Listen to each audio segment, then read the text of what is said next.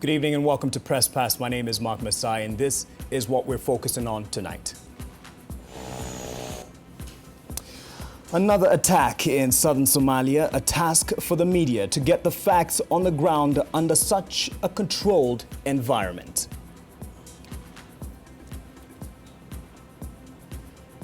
So yes, the Kulbio attack on Friday, this past Friday, is a main focus in relation to other attacks that we have had and what this means for our country and especially how the media is covering this particular issue given the environment that we have. And to help us just delve deeper into this issue, we have three gentlemen that I really appreciate your time for, to make your time and avail yourselves tonight. Patrick Gadara, he is a cartoonist and he is also a columnist and various papers in the country and has been very keen on issues AMISOM. That is the greater picture here and has also been able to work with them in the past. Next to him we have John Gashia. He is my senior in the profession. He has been a reporter and an editor on Matters Regional and is, for the purposes of this discussion, a veteran journalist. Thank you very much, sir, for staying on. And next to him is Dr. Simiwe Runga. He is a security analyst and has a keen eye as well on matters security for Kenya. Sad that we couldn't have our investigative reporter and editor Dennis Okari, nor our reporter from the Daily Nation Gisese, but we hope that they could be able to join us in other fora, and as well the Lieutenant Colonel Paul Njuguna, who is a spokesperson for KDF, wasn't able to join us, but sir, if you can, we have a seat reserved for you. You can drive down to Nation Center. And of course, I invite you to keep your discussions coming in honest, as well as much as you would want to relay your opinions. And Wa Madharania says, Mark, I had, this is just a show of how honest you can be. I had given you so many marks to the level of thinking you can moderate presidential debate, but you are like the rest biased. Well, let's hope we'll have an objective conversation tonight. Thank you, Mohahami, for that. And also keep them coming as we get the discussion going. And to get us going, we'll just have the story that broke, especially just hours after the attack on Friday. Kenya Defense Force camp in Kolbio, southern Somalia, was attacked early on Friday by Al-Shabaab militants. A fierce exchange is said to have followed the dawn attack and lasted for almost 5 hours as rapid response units from adjacent military camps are reported to have moved in to repulse the attack. As initial details of the attack were scanty and the response coming from the military were that the situation was under control. Here's a report that was put together then by Leila Mohammed. A year after the militants promised to attack KDF bases in Somalia, after the worst attack on the Kenyan-run AMISOM base in the town of El Ade, another dawn attack was launched on a KDF base in almost a similar fashion to El Ade. Kolbio Army Base in Lower Juba, some 18 kilometers from the Kenya-Somali border, came under attack by the Al-Shabaab. At 11 a.m. Friday morning, a statement was released by the Kenya Defense Forces saying Kenyan troops had repulsed the attacks. In the statement, KDF spokesperson Lieutenant Colonel Paul Njuguna gave a brief description of how the group tried to execute their mission. It reads in part, quote, "In the dawn attack, Al-Shabaab tried to access the camp using a suicide vehicle-borne improvised explosive device. KDF soldiers repulsed the terrorists, killing scores," end quote. Like I said, we have repulsed the enemy. That means we were ready. We have been ready. We are always ready. We have repulsed the enemy. The enemy is on the run. Sources have told NTV that both sides have suffered dozens of casualties, though KDF has not yet released an official figure of how many soldiers were killed in the attack. Attempts will always be made because that is the nature of the mission in Somalia. It is a peace enforcement operation. So this kind of attacks, they will always make attempts, but we have been able to repulse all the attacks that they have.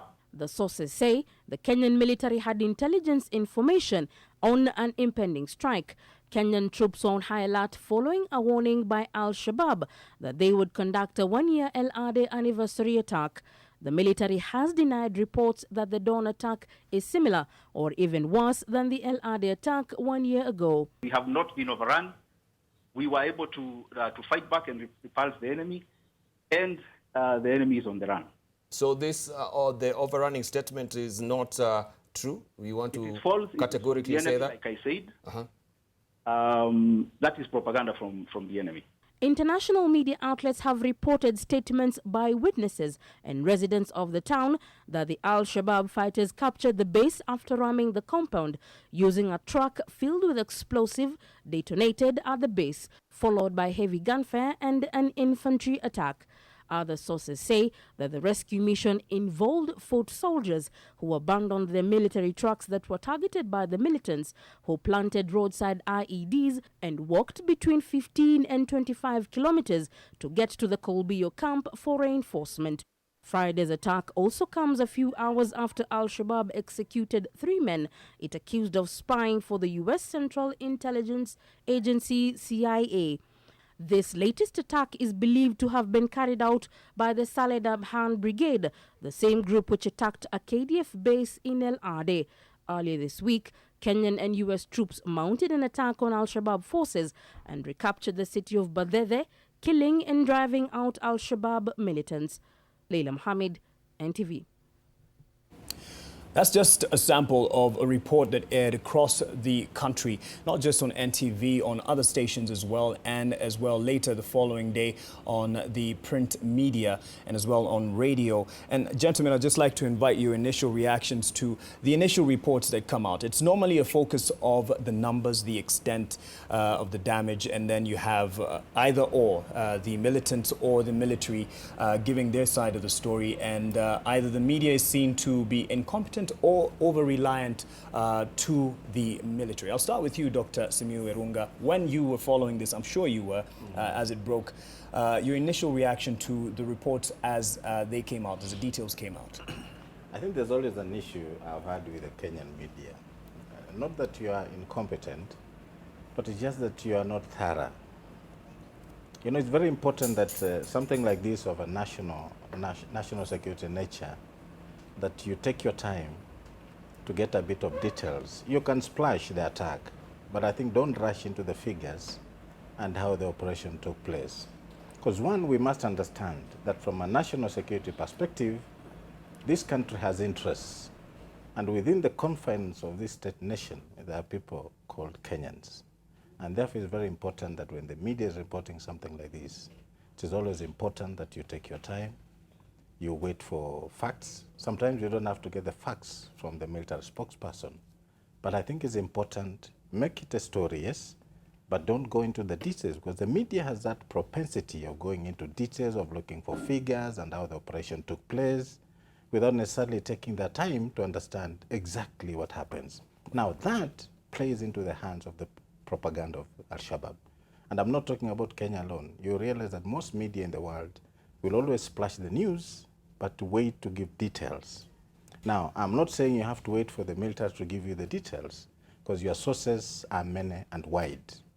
But I think it's important that while people say we must be told what has happened and we must know quickly, I think the media has a civic duty also to know that you are reporting about your own country, and this war is not about Kenya. Right. This war is about terrorism across the world. And therefore, even as we are being affected because of several reasons, some that are basically our incompetence, some that are basically ineptness on our part, but basically we must look at this thing in the confines of an internationalized terrorism sphere. All right. So that whatever we say, we must also understand that this is our country. Right. But yes, it's good to scoop the story, but then take your time to get the details without necessarily rushing for numbers and the operational aspects of this. Bonagashir, of course, when you were doing a lot of subbing of scripts and as an editor on such incidents, of course, there weren't as many then. But one of the things that you would advise or at least expect from a reporter is give us the numbers, where it is, give us the details. So as he says, you know, we're not as thorough. But the initial reports normally would look for the whys, the who, the what, the when, and where. Yes. I accept that, Mark, that the first thing you needed to do is to establish the 5 W's and H, but you must also add what we call a caution. These are unverifiable facts. Right. That what we are hearing, and you must be able to give the source, because for me sourcing is extremely important. And I think the 5 W's and the H talk about verifiable sources, credible sources, authoritative sources. And I'm not so sure that possibly that Al-Shabaab in this regard, or any other for that matter, Right. is there for then an authoritative source or credible source. Because you have to understand they are in this for their own particular interest. And I think we've had this before, Mark, that the first casualty of war is truth. Right. And the first thing that journalists anywhere in the world will tell you, that in a situation of conflict, in a situation of war, truth is a weapon. And therefore, you have to be very careful to give a rider that what we are hearing, and if you look at the international media houses, they talk about scores. It's a very interesting manner of saying. In fact, one of them by Reuters, Right. if you can grab the screenshot of this, Right. my director, is that Somalia's Al-Shabaab says it has killed dozens of Kenyan troops in raid on base. Exactly, because when you're saying scores here, dozens, okay? Because that number could be dozens, could be 2, could be 3, could be 4, could be 5. Dozens, isn't it? Right. Well, But dozens, someone would say it's 12 going up. Exactly. And if you're talking about scores again is 12, isn't it, really? Yes. So when it's about scores or dozens and what have you, because the bigger issue here, and this is clear, that the Al-Shabaab, and indeed even the Kenyan military, they have their own interest not to tell us really the actual number that happened. All right. For various reasons. Either they want to cover up, or that they are not even been sure themselves, or they want to have one up against the other. If you remember that story, what we are hearing from the DOD, public, person, he's saying we beat back the attack. And Indeed, we took control. And we are in control. But if you just flipped it the other way, Al-Shabaab will say, we give the Kenyan a run for their money. Right. Now, and I think those, as perhaps as Dr. Warunga is asking here, now the Kenyan media, right, has to make a judgment call. Whom do they want to believe? Mm-hmm. And indeed, those figures that they've got, are they correct? From either the Al-Shabaab or from the Kenyan, right? And since you cannot verify this, you only owe it to the Kenyan public. Right. That the figures that you're banding around are not cast in stone. And therefore, and I think it's only professional journalism that you would say the unconfirmed reports, scores or dozens. or dozens. But you cannot go on saying that, had you counted them? No one was on the ground. Exactly. So why are you sensationalizing them? What is it here? Right. But the response from the military was to what Reuters had said, 57, and said no. In fact, there were 9 only. Is it the preoccupation of the numbers? Do we get it wrong here? Because this is an attack on our forces, you would say on our integrity as a nation and our mission within Somalia. The preoccupation initially with the numbers, or even now, trying to still get to the numbers. The stories that are going to be published tomorrow will still dwell on the numbers, just to show the extent. Well, I think that there's, people call it a preoccupation with numbers, but I think the numbers are important. Okay. They do tell a story in and of themselves. And even if you take how KDF deals with numbers itself, when it loses 2 soldiers, it's quite willing to come out and say. When it loses 100, it doesn't. Yes. So it knows the numbers have value, have power. They say something about the scale of the loss, about the scale of the failure, if such a failure it is. There. That's why it's important for us to know, how many did we die? A lot of these soldiers, all these soldiers go there in our name. Right. We send there, we make a political decision to deploy them there. It shouldn't be the case that they are anonymous when they are deployed, that somehow it doesn't matter when they die. It should matter, and they should be recognized whenever they die, whenever they pass on, whether they die as singular, in incidents where it's one person who's dead, yes, or in incidents where 200 are dead. They should be recognized. The other thing is, numbers allow us to hold people to account. They create the outrage that we say it is unacceptable that 60 people can die. 60 even 2, Kenyans. even 1. Right. And then we can say, and that creates pressures on the political class to hold the military, to whom the military is answerable. It's answerable in the end to all of us and to our political representatives. You know, we've got civilian authority over the military. Right. You know, and we can generate the pressures that then force the president, who's the commander-in-chief, and the entire bureaucracy that oversees the military to hold the commanders to account. The soldiers depend on us to do that, yes, because the guy follows orders down there. He does not hold his commander to account. That has to come from above, and that is us who generates it. So the numbers, I think, are very important. But I'd like to say something also when it comes to numbers. People don't talk about the numbers that KDF gives of its kills of Shabaab. And it seems that there's a double standard here, right, that it is okay for KDF to say, oh, we killed 500 Shabaab. You know, but it is very raw, and we are quite happy reporting that. But if they say, well, we killed 30 Kenyans, well, no, we should never report that.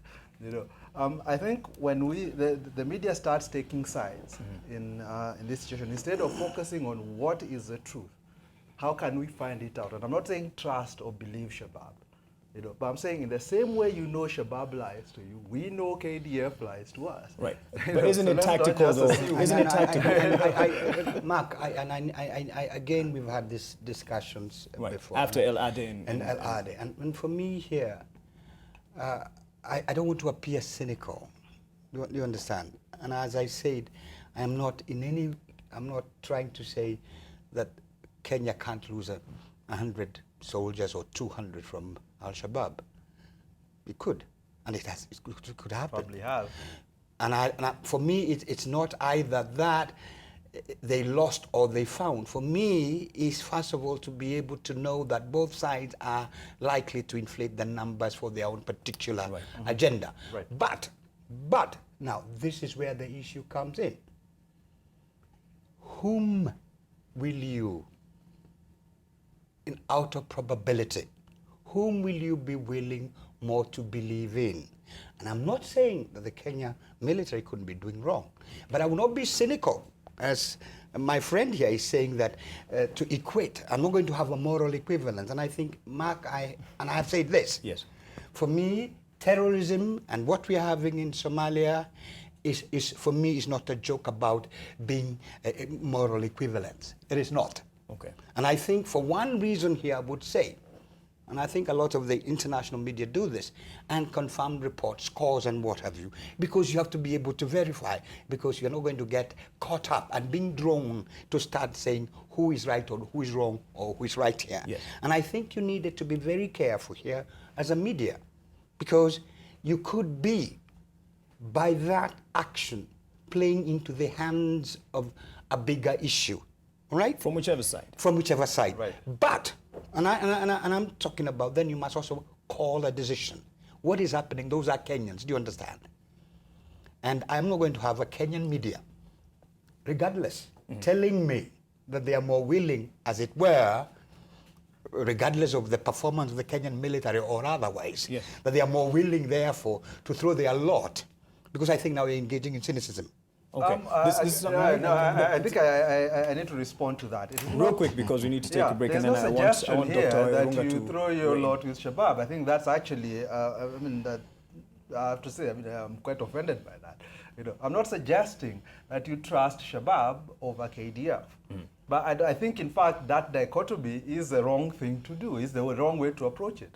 You know, the fact is, the figures that you're given, whether they come from Shabaab or they come from KDF, are liable to manipulation. We know this. Right. You know, and we cannot say that simply because KDF say this is what it is and that is how it is. Right. You know, that you've got to say, you've got to actually be aware that what you're getting is not necessarily the truth, and go out and find out. Okay. What we were told on Saturday about 9 deaths, which now turns out to be, from the reports that are being given by the media now, you know, that is actually quite a conservative figure, that it might be much more than this.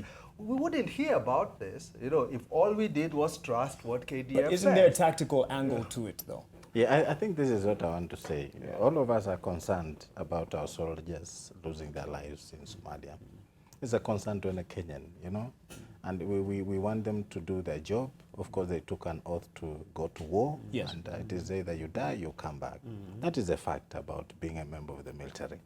But I think as a media, and I want us to flow this discussion, Okay. we are talking about how do we react to this kind of situation. Initially. And then I said that we must first give the story, then take our time to go through the steps. Up to that time where you'll come and say, we think the number is ABCD, it's not verifiable, but we shall do ABCD. But I think as much as Gadara says, it's good to have the numbers so that we put pressure. The issue to me is not even about the numbers. It's about how are we as a country getting into these kind of situations repeatedly. Exactly. That is the question. Yes. Why is it that we are being attacked from time to time, the same way we used to have these issues of grenades and whatever? That to me is the core question. Is it our military? Is it the situation that we've not understood? Okay. And are we holding people to account? You see, to me, the numbers are good because we know we are losing our soldiers. Nobody wants that. And we empathize with the families. But I think let's flow this discussion in a manner that by the time we are through, who are we holding to account? All right. You're talking about Yes. flowing this discussion, moving it forward. And this Yes. is what we'll try to do in the next part of this discussion when we come back from the short break. Stay with Press Pass. Since the attack on Friday, some new details have been emerging, and as a story it grows and unravels, some of the soldiers killed in the attack on a military camp in Kolbio near Somalia's border with Kenya were laid to rest on Sunday. That's yesterday. Now, they are part of those who the government says were killed when the KDF turned the tide on the Al-Shabaab militants, killing them reportedly in the hundreds. New details of the attack also reveal how the camp commanders defended the camp to their last breath, as Sheila Sindel reported. Images which caption the nightmare at the jungles of Kolbio, 18 kilometers from Kenya's border with Somalia. A KDF camp breached by Al-Shabaab's suicide bomber truck and militants, who Kenya says were overpowered and killed in their tents after 6 hours of fierce firepower. It's a space of no shelter or mercy. The camp, manned by a company drawn from the 15 KR battalion, came under heavy fire at about 5 in the morning of Friday the 26th, before the first of the sun's rays. The camp's commanders are said to have put up a defense as the enemy's artillery pounded the camp. They fought to the death. Those badly wounded withdrew from the front trenches, and as the fire intensified, a decision was made to withdraw from the camp. So nikirudi hizo bombs ndio ni sustain fire. More than 30 Kenyan soldiers are said to have been killed, though the government puts the number of those killed at 9. And this will be the gentle and permanent reminders of the country's constant struggle with the terror group, as the body of Sergeant Kasim Roba moves past the unbroken wall of uniform to his final resting place. The family now comes to grips with the aftermath of an attack that has left a void in their family and hearts. Yeye ndo anaangalia maslahi yetu, anasomesha hata si watoto wetu wengine wa shule, tunamtegemea kwa njia nyingi sana. Sasa hii imekuwa nzito. More bad news from the fields where the soldiers all died together. More families will be paying their last respects. The bodies of 3 soldiers arrived at the Isiolo airport to waiting, broken families. The 3 were identified as Private Mohammed Guyo Kanchoro, Private Ido Kuno Ido, and Sergeant Abdallah Aziz. The ceremonies were brief, in line with the Islamic rites, but the pain still endures. Furious critics have railed at the brazen nature of the attacks, from leaders to the family members who've only the memories of those whose last moments were so dark. Serikali ya Kenya badala ilinde raia yao, kulinda boda yao, wao wanaingia. Kitu wa Amerika wameshindwa nao, nchi zingine wameshindwa nao, wao wanajipeleka kimbele mbele.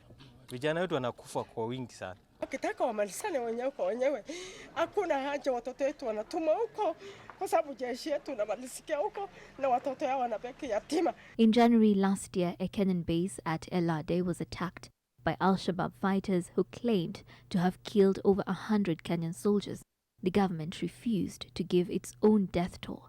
Sheila Sindel, NTV. And as this story continues to be told, you'll see the human face coming out, especially as we meet the families of those who've lost their loved ones. And then the media is called to being sensitive to the emotions and the time that the time of mourning that the family is going through. Heck, even some haven't even at least found every detail about their relatives from the Al-Ade attack. Your response to this as you call people to attention on the military tactics in these initial days. Today they were holed up in a meeting at the DOD. Actually from Friday they've been in meetings trying to give the answers. What are some of the things that they're trying to control in terms of information going out there from your military experience? I want you to give me a little more time so that I give you the flow. Right. You see, this country has what we call a national security policy, right, which is not ratified yet. As we look at how our military behaves, we must also look at how this country behaves.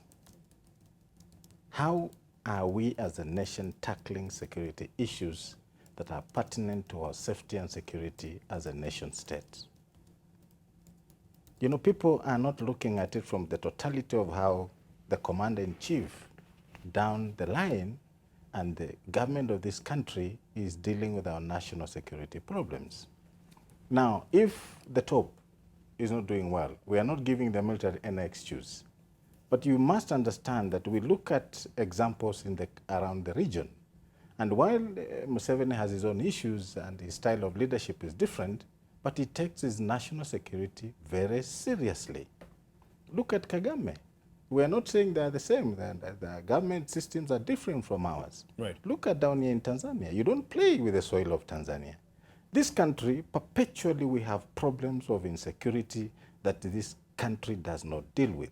Now, the government has to give the military, under what we call the Central General Command, must give the military the authority to move and do certain things that the military cannot decide on its own. While we know the military is in Somalia, we must understand that this military is in Somalia under AMISOM. Right. The rules of play are not the same as the way the Kenya will move into Somalia and play its own game the way it wants to deal with. Notwithstanding that those are dynamics that the military will understand and Kenyans might not understand. I think what we should be asking, Mark, what is it? Is there corruption in the procurement of our equipment? Do we have bad leadership in the military? Are we getting wrong instructions from the National Security Council? Is the commander-in-chief not giving delegated powers to the position where the military should actually use everything within its power to deal with these things? So I think these are the things we need to look at, so that when we flow down to the military, then we start asking, when we had Al-Ade, what happened? Of course, some of the things they will not share with the public, but some of us are privy to these things. What happened after Al-Ade? Because that was a disaster. Yes. Now, we are hearing about Kulbio, another disaster. We don't know the numbers, but the fact that these fellows can come with the same tactics, improvised vehicle explosives, and still do the same thing that they did in Al-Ade, and we have the same thing. So we need to start asking, and the media, please come into this, because the questions you should be asking, right, what is it that we are not doing right? The numbers could be massive. The numbers could be 5. It's unfortunate we are losing our soldiers in Somalia. But I think what the media needs to ask now, you must create a national debate and a national narrative for us to understand why this country is going through these problems. Okay. And when you look at the totality of our national security problems, we have issues of borders that we are not dealing with. We are playing around with this. We have Mijinjo, as they say in Uganda. Yes. We have this one of Southern Sudan is called Elemi Triangle that they are dealing with. We have a major one in Somalia along the ocean. And if this country plays around the way we are playing, we are going to lose that ocean. So I think we need to look at it, Mark, in the totality of how the government handles our national security interests. Right. So that even as we blame the military or we blame the way that they are doing their things, we must understand that the context in which the military operates could be so difficult or unfavorable to them that we end up having substandard equipment.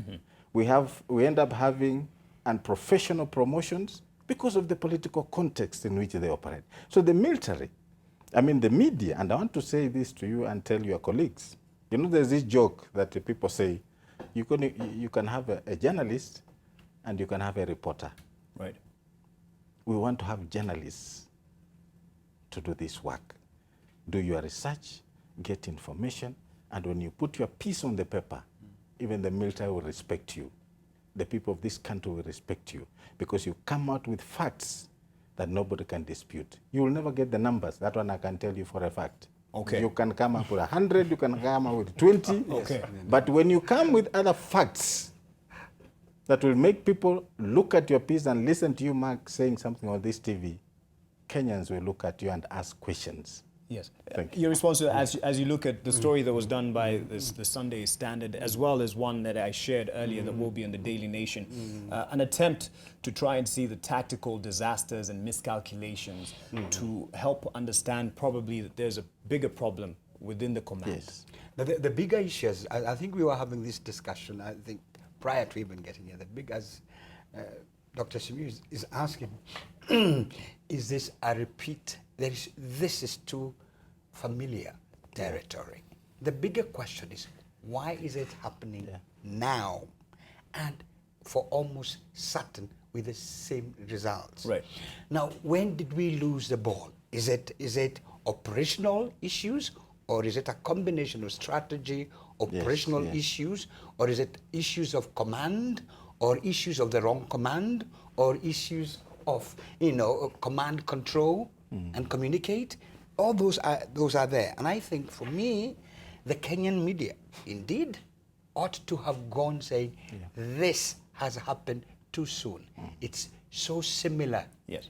Yes. And then the question is, what happened to the first attack? Where is it? Is it the Kenyan military is unable? Is it the command? Is it the operational issues? And the question then would be, who is responsible? Right. And I think for me, any one Kenyan soldier dying could be my brother, my sibling, my husband, my child. And I'm not worried that there are 10 children who died. It's my child who died. And you have to tell me why. And did they die for the cause in which they were? Were they well trained? Were they well led? Were they well equipped? Were they well deployed? Was somebody sleeping on the job? And who was that? Is it at the DOD? Is it the field? Is it at the command? Is it at the unison? Wherever. And those are the questions that we need to raise right now. Because the uncanny performance and semblance, for me, this is just 1 year after. The Kenyan military is that dumb? That they wouldn't have seen this coming? Give me a break. Right. And Gadara, you were asking this not too long ago, actually during the anniversary of the El-Adi attack, asking for answers from the editorial team. I think it was Nation. And now we have some attempts to try and explain that with the attack and with prior intelligence, then someone was sleeping on the job. But then you're accused of exposing your military. Yes, I think there is an idea which I'd like to debunk, which is that if we admit that things go wrong, that we are somehow exposing ourselves. Actually, I think not admitting it and not fixing the things that are wrong is what keeps us vulnerable, keeps us getting attacked. If you look at Kulbio, I mean, both John and Dr. Irunga are right, that it's almost a carbon copy of what happened at El-Ade. But if you think of El-Ade, it was almost a carbon copy of what happened to the Ugandans at Janale, what happened to the Burundians at Lego, the attack the Ethiopians suffered, all the exact same tactics. So I think the question for me would be, how do we have Shabaab utilizing the same tactics and we don't seem to prepare for them? The second thing is, who is accountable for the loss, for the deaths of Kenyan soldiers? Who do we hold accountable for that? And it goes all the way, accountability goes up the chain. It goes up the chain all the way to the commander-in-chief, to the guy in charge, And he is the person we, as citizens, hold to account. And I think it is incumbent upon us to keep asking, I think it was shameful after Elade, the silence about it, the fact that a year later we have no idea whether any actions were taken. In fact, the article you were citing that you circulated earlier, that's going to be in The Nation tomorrow, says that since we went across in Somalia, there has been no officer who's been, whatever, held to account, punished for any of the incidents that have happened there. Which again then leads me to ask, is this a culture of impunity within the forces, that when people are incompetent, they are not demoted, they are not punished, in any sense? And are we dealing with our soldiers' lives as if they are expendable? But there's also the call for utmost respect for our forces, and there is for the sacrifices that they make. So, you rookies and civilians should not at all attempt to question what the military are doing on the ground. You have no understanding of what happens on the ground. That's not the issue. The issue is that this is an uncanny. The repeat, it's a carbon copy. And the bigger question, whether we are rookies or not, they have no more right to have Kenyan soldiers being killed because there was inept leadership or inept command or a combination of all this, or indeed the idea that this is a AMISOM thing, because every time there is a changeover, a rotation, something happens. Two, and indeed there is always a bigger question, is there an infiltration? Are there fifth columnists? And I think, and when I'm saying fifth columnists, are there fifth columnists within AMISOM, fifth columnists within the Kenyan military, fifth columnists within the Somali National Army, and fifth columnists within the population? Because for what is happening, we need now to isolate who are these fifth columnists, intentional, in cahoots, or who are selling us down the road. Yes, who are exposing us. I don't think we can start by assuming that. But assuming, but it is a possibility. Yeah, it is a possibility, but it is part of a matrix that we should investigate. And that matrix includes looking at ourselves, looking at our own military and how it is performing. And I think for as long as we keep being fobbed off by, as you said, the excuses that, oh, you guys are civilians, you know nothing about the military, or there's a national security blanket that's put over anything that has to do with military, such that we cannot discuss it. We are told we can't tell you anything because somehow Kenyans knowing what their soldiers are doing is supposedly a security risk. Right. I think this is just a way of entrenching impunity, of escaping accountability, because in the end, I mean, I'll give an example. In the U.S., in 1983, when they had the attack, in Beirut, or the Marines in Beirut, I think 283 or something died.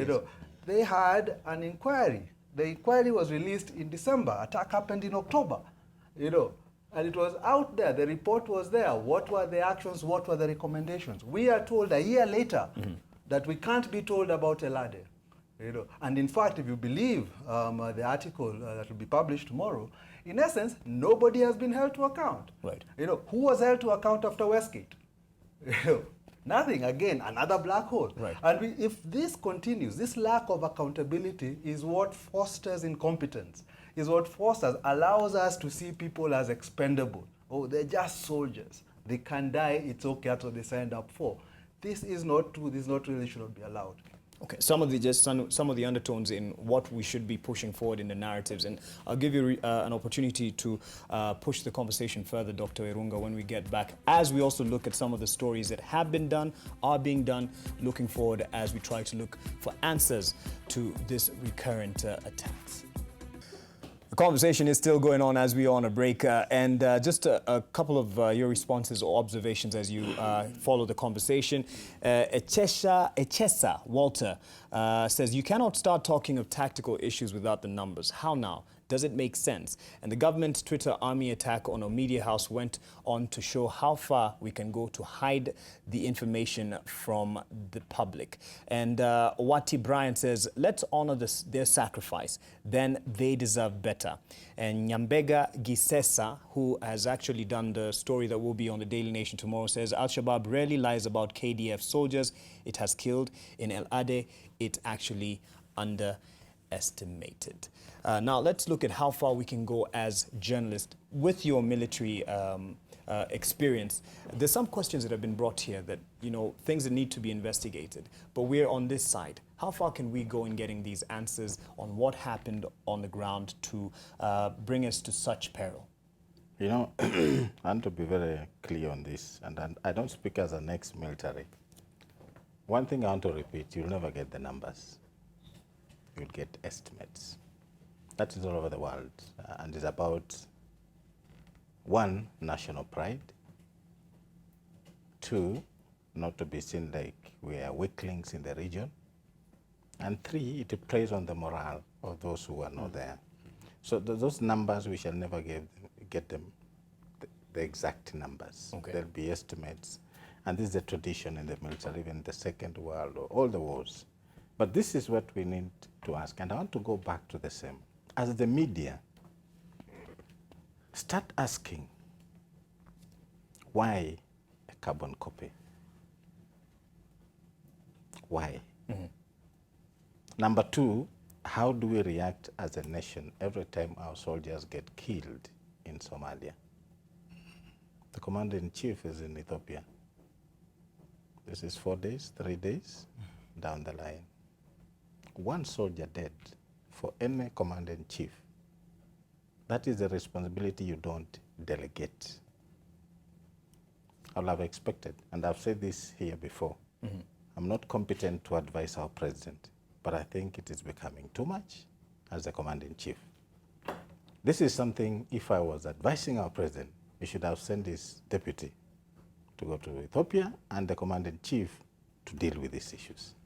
Because one, it is very dangerous when Kenyans start losing confidence in our military. So the narrative that is supposed to be put across, yes, we've had this attack, yes, we've lost our soldiers, and yes, we are learning lessons. This, as your military, this is what you are going to do.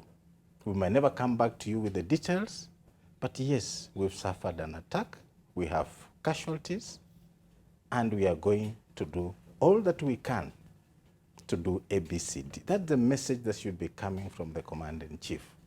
General Madede is the head of the military. But in the political context in which this country operates, we have a commander-in-chief who is also the president of this country.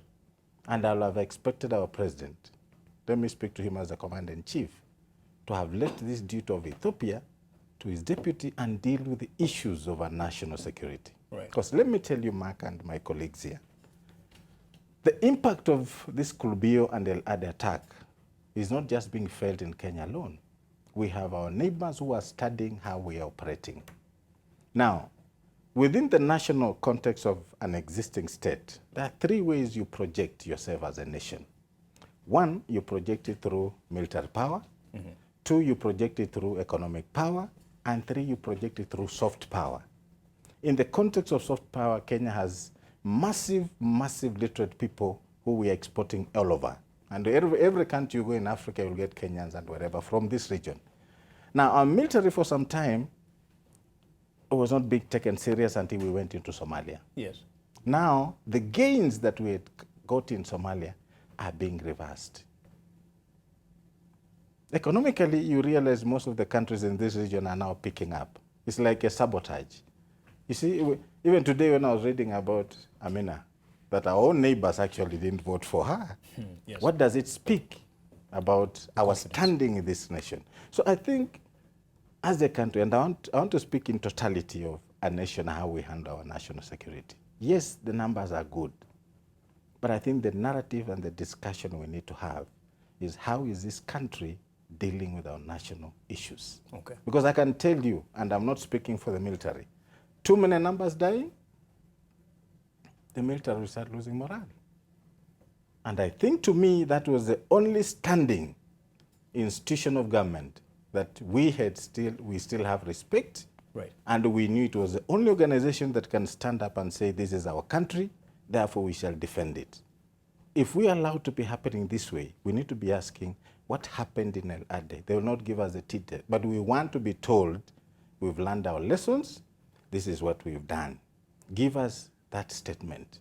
Now the same El-Ade carbon copy could be.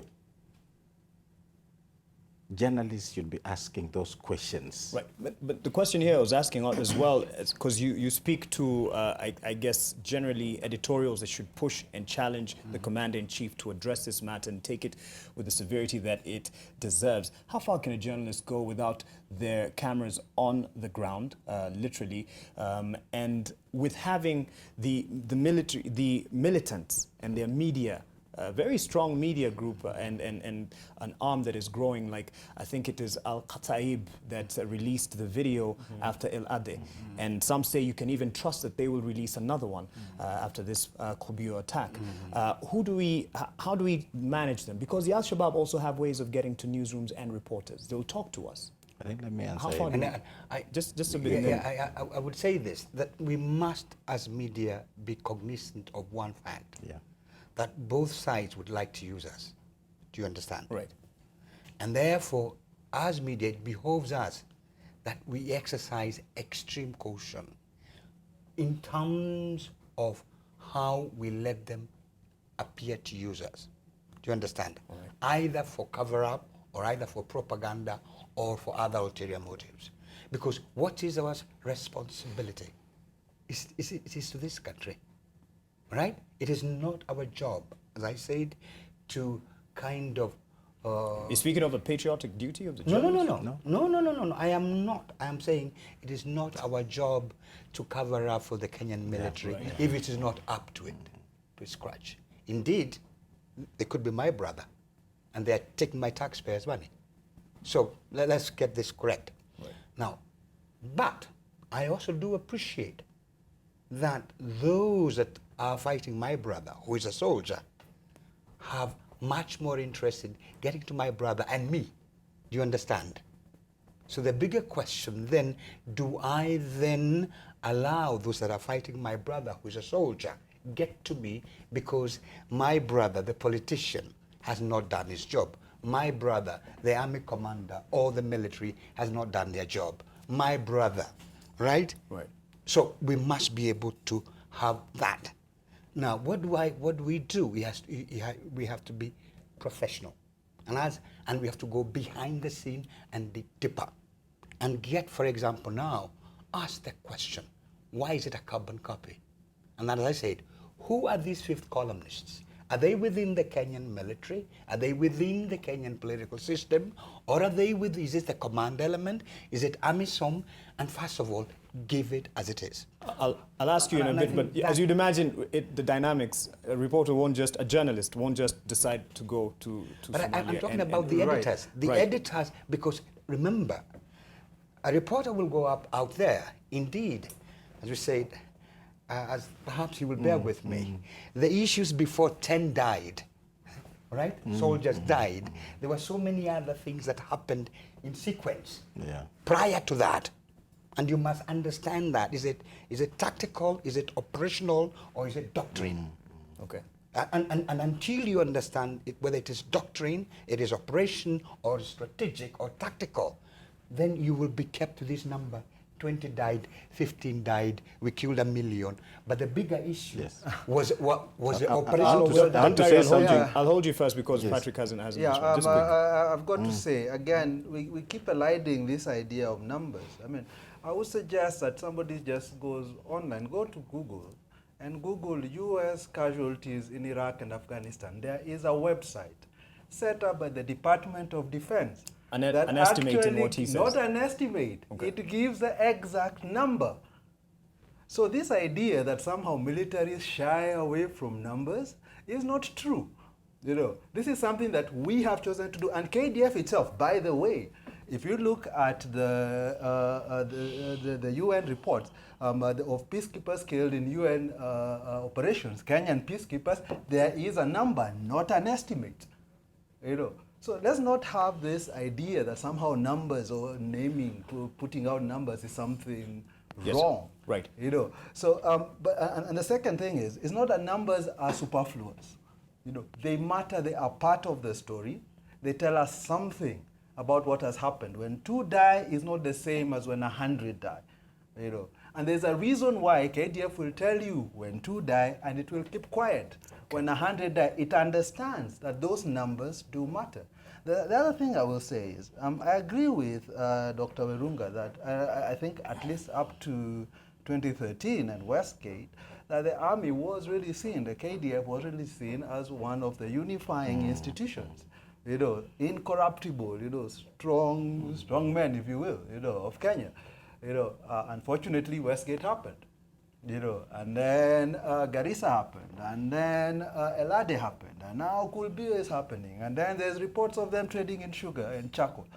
All this, if they are not taken seriously, if they are not investigated and fixed, then the image of the KDF as a whole will simply continue to erode. Right. And I agree with you that that is a dangerous place, but we don't solve it by hiding from it, by running away from it. All the things that John is saying, you need to find out about what happened before the attack. These aren't things that should be hidden. As I gave the example of the attack on the U.S. Marines in Beirut, they investigated it. They released a report. They told you what went wrong. And this is my point. Yes, you can have certain aspects of reports that are taken out for security reasons. We won't name so and so, or we can't tell you this and that. That is fine. But in general, we should have an idea that the military is taking this seriously. It's investigating it. It is punishing people who are found to be culpable, and it is actually changing its operations, its procedures, where they are shown to be deficient. I'd imagine this is something directed to you, Gadara. Kanye Gioko says the KDF are our defense and protectors. Why any Kenyan is interested in their losses is an enigma to me in terms of the numbers. As I've explained, the numbers do tell part of the story. They are part of it, and they do tell you the scale of what has gone wrong, the effect of that failure, if I may use that word, that when it only affects 2 people, 3 people, it's not the same when it affects 100 people or, God forbid, 1,000 people. I've held this response from Dr. Werunga. How far can a journalist go knowing the dynamics of and the theater of war, whatever is happening in Somalia, and now that the militants have formed a very effective, and notice this is not in a manner of praise, an effective way of communicating. They can tell their own story as this actually from the front line, as the attack is happening. Then where do we win over the credibility and not be blamed of being over-reliant on what is being told by the military? This is to you, Dr. Werunga, yes, and I know it's holistic. Yeah. While looking at that, we also have the cloud over the media of how much you give, how much information you give, if it's deemed to be against national security or exposing national security, then we can actually be arrested. Now, this is what I think and I've said this before, there's something you like mentioning in the media called being embedded. Ask any journalist what being embedded means. They'll not answer you. But when you go to the West, when a journalist knows that they're being embedded with some ABCD, they know their roles, their responsibilities, their coverage limits, and the truth that they need to do. The problem with the Kenyan media, you are put into a helicopter, you are taken to Kolbio, then you are told, report this. How responsible are you as a journalist? So the biggest problem we have in this country, and I keep on repeating, is that we must have a journalism fraternity that must understand, one, they have a responsibility to inform Kenyans. Now, if you go to Kolbio, for example, as a journalist, you'll know that the story that you are being fed is not the truth. Come back and do your research. And that's why I'm telling you, we must have professional journalists in this field. You must understand and ask, what is this embedment with you? What does that mean? What does that mean with the military? So that as you move in, you know what are your roles and responsibilities are, and what is their responsibility with you. You've been embedded. Doesn't it happen after they've cleaned up? No. Not really. No, I'll say this. Yeah. The first responsibility. John, I wanted to finish this. Look at journalists who were embedded even in Syria. They were walking soldiers as they were firing. So you don't go there when the story is over. No. You are with them as they do it. Now, when you are with these people, they know what their responsibilities are to you as a journalist. And you also know what your responsibilities and roles are when you're embedded.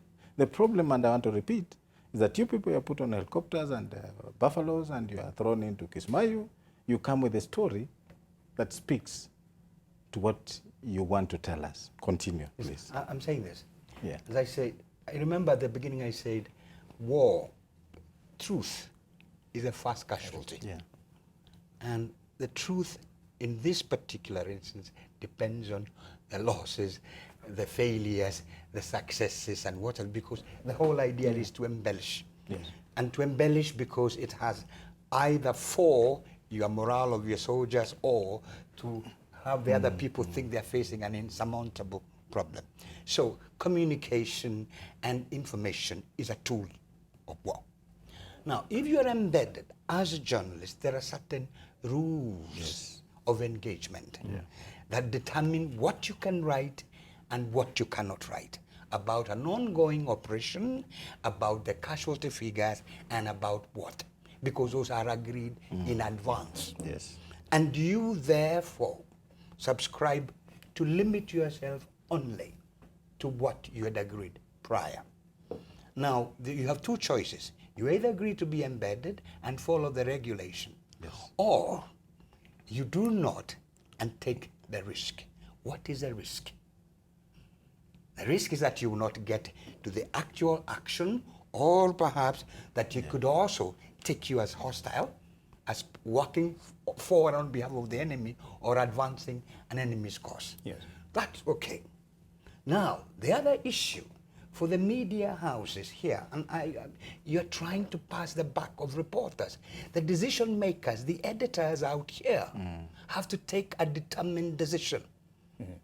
This is what has happened. We are not going for the shallow. We shall dig into it. Okay. This is an editorial decision. Yeah. And this is not for the reporter. Please don't give the reporter on the ground. You and I know how news sourcing, gathering, verifiable, we know that. Even now as we speak, you have a director and you have a producer. The artistic, and you must follow certain. Then we have the code. Remember our code of conduct about what and how we shouldn't, perhaps in terms of crisis, in terms of grief, and what have you. We do this. And whether it is Ade or it is Westgate, that code has to be applied and followed into. Now, what is the national interest of what has happened in Kulbio and Adade is that there is something inherently wrong within our security defense posture. Ask that. Right? Right. But also, when you are asking that, be careful not to advance the cause of those that are against us. Do you understand? So, I think you need have to do that. But you cannot pass the buck saying, what can we do? I think the nation, the media houses in Kenya cannot just tell us that they cannot, that they're so inefficient or deficient in terms of resources, that they are beholden by the military, and that then you kind of whitewash very shallow reporting about numbers and figures that are then based on either under-reporting, over-reporting, or supporting either the wrong cause, and you leave the whole thing, and then this becomes, listen, Mark, this becomes a game of cynicism. That Mark, I didn't Kenyans are dying. finish, yes. Kenyans are dying, and I will not, as it were, as a media person, all right? I feel the pain because no Kenyan needs to die. Yeah. Right. And therefore, then as a media, has to tell me, why did that Kenyan soldier die? Was it because there was failure on the leadership, both at the top and the bottom? Or was it because Al-Shabaab is just too damn good, right? And that we need to review our military strategy? Or is it because some people who are supposed to be Kenyan security operatives or what have you are sleeping on their job? Right. Gadar, you've, I could be wrong, but you've facilitated perhaps the work of work of media with the military. with within AMISOM. Right, yes. And the dynamics there. What is the realistic picture? Well, again, what's the whole point of an embed? I think you've got to recognize it from both sides. The journalist wants a story. He wants to get to where the action is. He wants to take the pictures of what's going on, interview people about what's happening, etc. A lot of times they can't do this safely by themselves. Of course. Now the military, in this case AMISOM, who I was helping with the embeds, I ran them for about 4 years, also has an interest in having its side of the story covered. Right. And what happens is a lot of times they will take you to the places that they want you to film, where they have successes. Now, it is not the case, as Jonah said here, that the military will then come after and edit what you report. No. There is no pre-arranged agreement that you will only report this and you cannot report this. No. Actually, the work of the people who run embeds, and I was one of them, is to direct or to influence, if you will, not really to dictate. You cannot dictate. The moment you start doing that, nobody will want to come on your embed. At least no credible journalist will want to come in when he is told this is what you will report. As Dr. Runga said, you are told report this. If you try doing that with any of the international press, they'll tell you go away. They'll find their own way. Right. So that doesn't, in that sense, then it's an influencing operation. I think when journalists go in, they've got to be aware of this, that the military is trying to give you a side of the story, not the whole story. They don't want to show you where they lose, and a lot of these discussions on numbers, etc., happened even when I was in AMISOM, because you had attacks on other AMISOM contingents. And the media would all come in, pile in, and they would want the numbers, and AMISOM was always reluctant to give them out. The problem with refusing to give them is they become the focus. The very thing you're saying don't do, by refusing to give it, by refusing to accept it, that this is what happened, here is a number, this is what's going on. Now let's deal with the issues. Okay. Because we refuse to acknowledge them, then they essentially occupy the space. They become the sexy story everybody's chasing. All right. But I'll say another thing.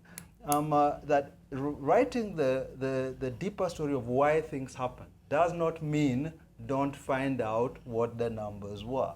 We shouldn't, it's not an either or, you should do both. Yes.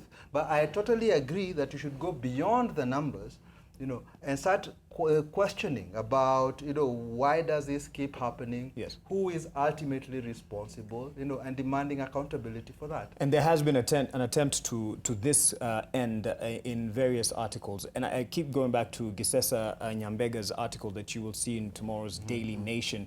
And I won't read it verbatim, just the opening para and something in the middle. The commanders at the Kenya Defense Forces have been sweeping under the carpet discomfort from foot soldiers who have more than often raised concerns about their commanders. And this is revealed by the Daily Nation team. And there's a line here in the middle. It was just a tactical failure. It was a failure of leadership. He goes on to talk about some of the intelligence that was shared and some of those commanders who were in charge of the forces, but still, and also how they responded in terms of the reinforcements from Nairobi, and how long it took, and also with all this happening, no one has taken responsibility. Nobody or has been held to account. These are some of the stories that we are pushing moving forward. This is something about the reporting. I'm actually quite impressed, by the way, with how the Kenyan media has gotten hold of the Kulbio story and refused to be sort of railroaded into following the government narrative in a way it did not do after Elade.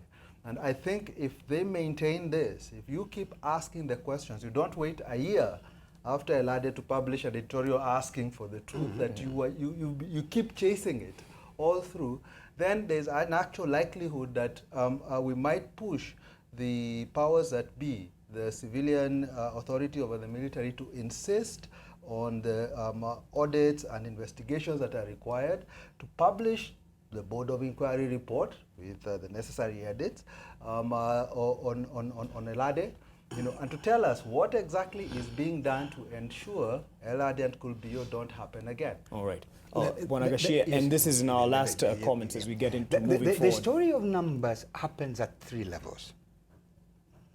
The story of numbers, 1, the numbers have a national impact that we feel we've lost too many. Right. And it's too painful. That's one. There's the other story of numbers, that the Kenyan soldiers themselves could say, we are really being massacred, and the morale itself. That has another impact. It could also have another impact on the Al-Shabaab, for that matter, if they're recruiting, that we are successful. So you have to understand the different levels at which the issue of numbers play. Numbers being lives, of course. Exactly. Now, for us now, as Kenyan media, we are interested in these numbers, whether it is 1 or 2, what costed. Okay. Right? And therefore, we are not going to allow then Al-Shabaab to manufacture the number for us. And we're not going to allow the military to manufacture the number for us. So therefore, every time then we have a number, we must be aware of whether the number is number 1 or number 2 or number 3. Because what usually then, you use the numbers to cover up. Right? And that is where we are saying that the Kenyan media, as it were, then needs to go behind the numbers and extrapolate them and say, what does this mean? Right. Right? And therefore, and being careful, extremely careful, that the Kenyan military have their own case for the numbers, the Al-Shabaab have their own case for the numbers. Right. And I'm not saying that we shouldn't. All I'm saying, we have to be conscious that both parties or both sides want to use the numbers for their own other, right? Okay. And then for us, we use the numbers, therefore, then to get to the bottom of it, right? And then to hold accountability in terms of leadership, in terms of military professionalism, and in terms of ownership. But we also must be aware that numbers in every conflict is part and parts of strategy. Right. And it's also part and parcel of tactics. And therefore, numbers in the military is just not money. Well, there's a fourth thing Perhaps you didn't mention, because numbers also allow us to honor the people who have died. Right. Because then we know who they are. And perhaps that's how close the Americans get to the numbers. Right. Yes, although someone says, who says they tell the truth. And that's what I'm saying, that the numbers, for us as a media, we must be careful that numbers have very different application at different times, and therefore we should not be fixated, as it were, unnecessarily without giving the context. Gentlemen, we can't wrap up this conversation without talking about the bigger picture, but we're out of time here. But I'd want you to speak to that in terms of now people asking, the biggest story here is, should now the forces pull out of Somalia and come and just, reinforce, protect the border? But if we do that, are we playing into the same agenda of the militants who actually want to push out our forces from Somalia? I think what Kenyans need to understand is that as a country, we are playing in a very difficult sphere. One, you can never be safe if your neighboring country is not safe and secure. That one Kenyans must understand. So even if we pulled back and came into our country, we also need to understand what is the objective of Al-Shabaab. Yeah. What do they want to achieve? Yeah. Is it to be within their country and govern it? Or do they have an agenda to extend their philosophy? Right. So we must understand, you see, Kenyans are very pedestrian in nature, and we like putting things around without looking at the general issues of what we are talking about. You can pull these troops back here, but we must also know that you cannot be safe if your neighbor is not safe. I'll tell you a small story about what was happening in Ethiopia the other day. And we were discussing, I was not in this country, but we were discussing, and we were saying, when Somalia started disintegrating, President Moi sent people to Siad Barre because they saw what was going to impact on this country. And he tried his best, but the government went down. And we were looking at Ethiopia. This tribe is called what? The biggest tribe? in Ethiopia? Yes. The Oromo. The Oromos. The They're Oromo. about 40 million. 40 million. Yep. Around 40 million, 46 million, out of a population of 88 million. So the issue we're asking ourselves, if this idea of suppression continues, and these people start coming, because they can't go to another country, it will be Kenya, what will be the impact? So Kenyans must understand that even if we pulled back and Somalia is not safe and secure, we are not solving our problems. Number two, as long as we are in AMISOM, and this is not an excuse, Kenya can decide to pull out. That will be a unilateral decision outside the AU. What are the implications of Kenya pulling out unilaterally out of AU, both from an international political perspective and a regional perspective? So Kenyans must understand. What I know is pulling out or remaining there is not the issue here. The issue is, are we strategizing properly to deal with the issue of Al-Shabaab? Number two, we must look at our demographies of how we are around this region. Even if we wanted to pull out of Somalia, we have Somali nationals in this country. And there's something Kenyans don't like thinking about, and which we must speak about. The issue of a homogeneous community is very difficult to deal with. You see, we are 42. If you touched me today and I come from Western, and Museveni is dealing with the Luyas in Uganda, I'll have the effect. I'll feel it. You see, so we must also understand that even as we attempt to deal with Al-Shabaab, we must understand the demographics of our country and see how best can we deal with this thing. So lastly, we have to be careful that with all the talk of fifth columns and of demographies, we don't end up making the mistake that the Kenyan state has done for a long time and demonize the Somali population we have within. Yeah. No, I think you are getting me wrong. I think Gadara, you are getting me wrong. Just to clarify this point. No, I think you are getting me wrong. I'm talking from a security perspective. And I've never said Somalis are part of the problem. I'm just talking about demographics. And I'll tell you this. When you read of all cross-border issues, they have always been perpetuated for a long time where we have the same communities straddling across borders. It's not about Somali.